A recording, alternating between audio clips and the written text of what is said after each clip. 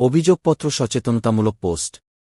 বিষয়: গাজীপুর জেলার শ্রীপুর থানাধীন মাওনা চৌরাস্তায় পয়ঃনিষ্কাশন সমস্যার সমাধান ও জনদুর্ভোগ লাঘব প্রসঙ্গে। গাজীপুর জেলার অন্যতম ব্যস্ত বাণিজ্যিক ও জনবহুল এলাকা শ্রীপুর থানার মাওনা চৌরাস্তা।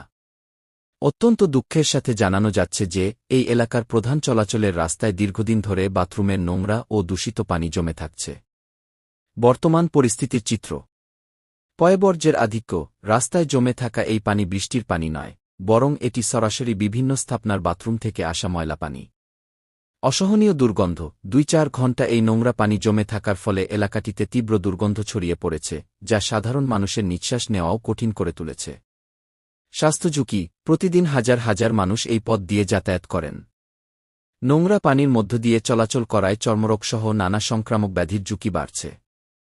চলাচলের অনুপযোগী। রাস্তার এই শোচনীয় অবস্থার কারণে বয়স্ক, শিশু এবং সাধারণ পথচারীদের যাতায়াত এখন প্রায় অসম্ভব হয়ে দাঁড়িয়েছে।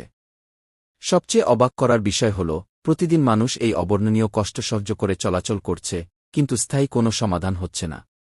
এই জনদুর্ভোগ নিরসনে আমি সিটি কর্পোরেশন কর্তৃপক্ষ এবং সংশ্লিষ্ট প্রশাসনের বিশেষ দৃষ্টি আকর্ষণ করছি।